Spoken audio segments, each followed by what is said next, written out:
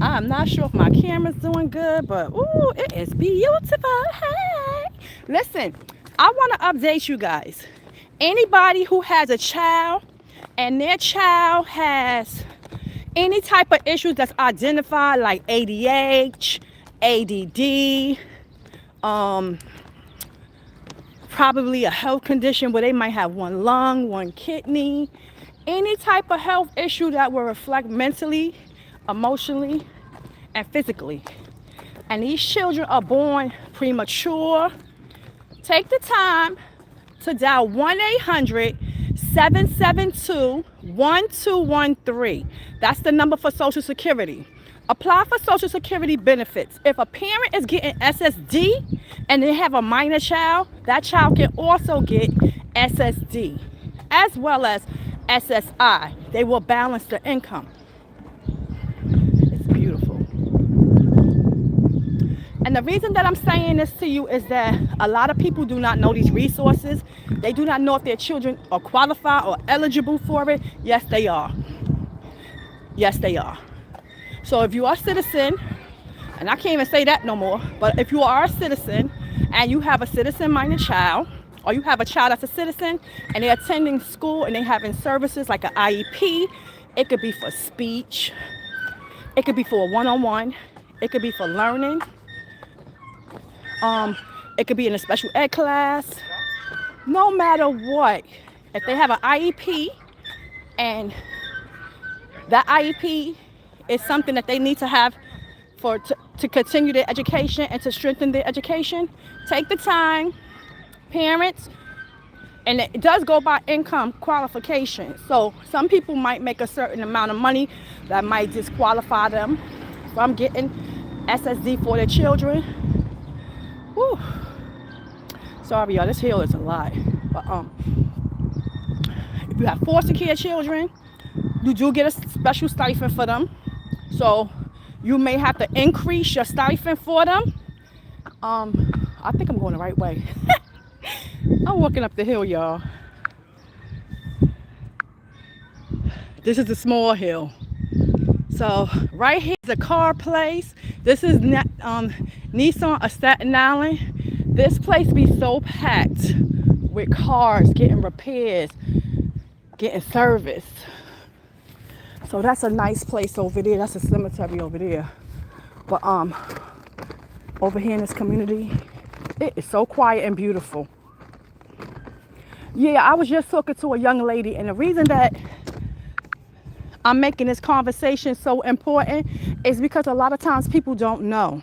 I met a young lady before. My position was job opportunity specialist for New York City HRA. That's the welfare. And I'm a resource divisioner. I tell people about all the services and programs and stuff that I think will be useful to them. So I met a young lady and she said to me, oh, her baby was 2 years old and getting ready to have surgery because the baby had one kidney.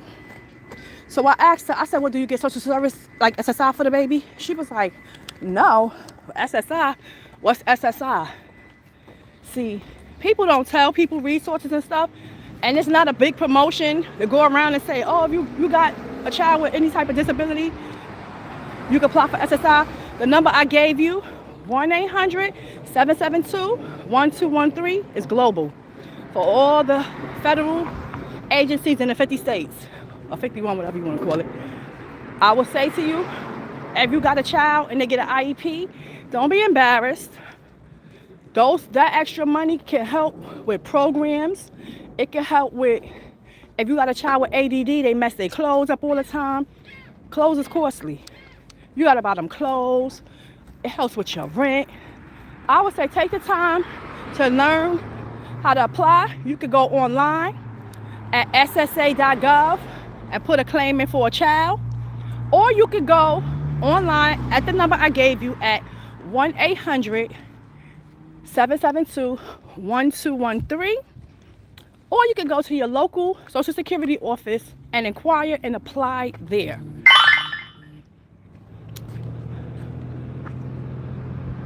Oh, hold on, somebody just requested $200. Oh, that was me.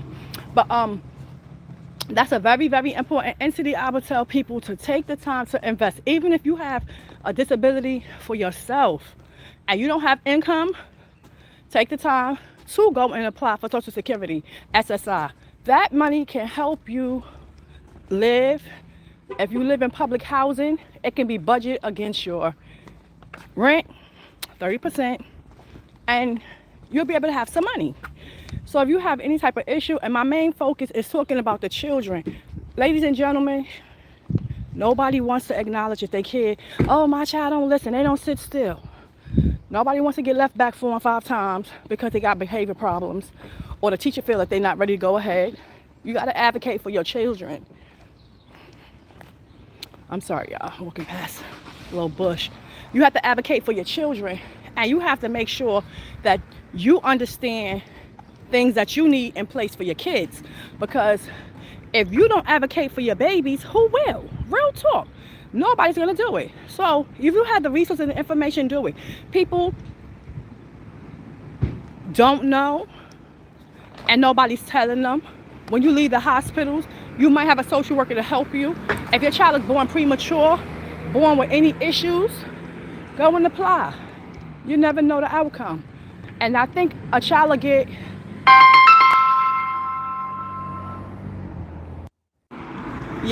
so that's the important factor. Just make sure that you know there are a lot of resources out there. Right now they have summer camp. That's with UAU and all the boroughs. So reach out to them. Their camps is free, and they do a lot of things with the children. It may be a first come, first serve basis. If you also looking for childcare, reach out to your local social, reach out to your local Department of Health. You can even go online, look for summer camps in your area, and a list will come up which you put your zip code in. A lot of people don't know that. People monitor and know where you're sending your children, especially your young babies. Make sure you do background checks on people. Make sure that you get all the information that you need to get on people. And I'm just watching the traffic because they speeding like they ain't got no tomorrow.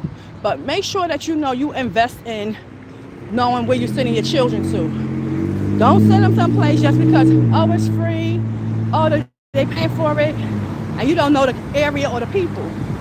So take your time to monitor where you're sending your little babies to, because they can't talk. You got to advocate right for your children. So if you need some resources or information, I'm going to prepare a packet with some basic information to help people with this filing, and I'm going to put it up on the page so they'll know what's what and where to go and how to do it. If they reject you and say, oh, you don't qualify, you appeal it in that appeal time, and if you have to get an attorney to help you, get an attorney to help you. But make sure that you stay on top of it. You have to advocate for your children, because sometimes you may need to have additional income to get certain services. Trust me. Yep. So I just wanted to share that information with you. I just had a talk with a young lady, and she was just telling me her son is not doing good in school. She got an IEP for him. He's 4 years old. They give you an IEP. You can have the child tested as soon as they go into the Department of Education. Don't have your child sitting someplace and they suffering. Trust me. Don't be embarrassed about an IEP. Trust me, I had an IEP. And they even put me in a special ed class with 5 kids. And I was like, oh, hell no.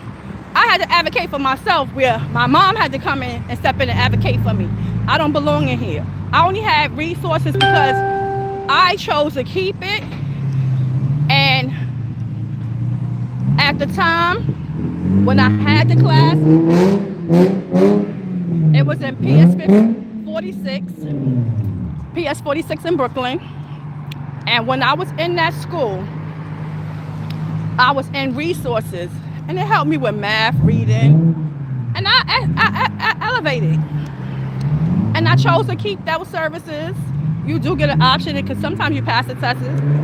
And I knew I struggled with math because I'm not good with math.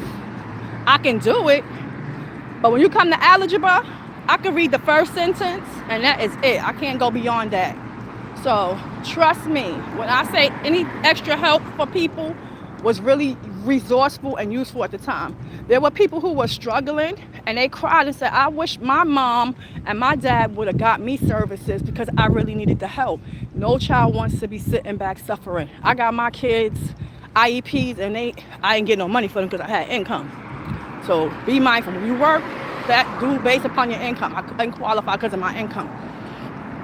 But do be mindful that when you have a child who is struggling, and it's always, oh, they don't know how to act. They act crazy. They acting bad.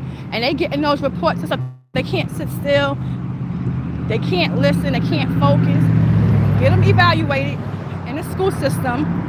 Work with the principal, because once they see that you're advocating for your child, they're going to step up and advocate harder for your child. Understand the services and stuff that's in place. Research what's available and what your child needs. Some children may need speech with services.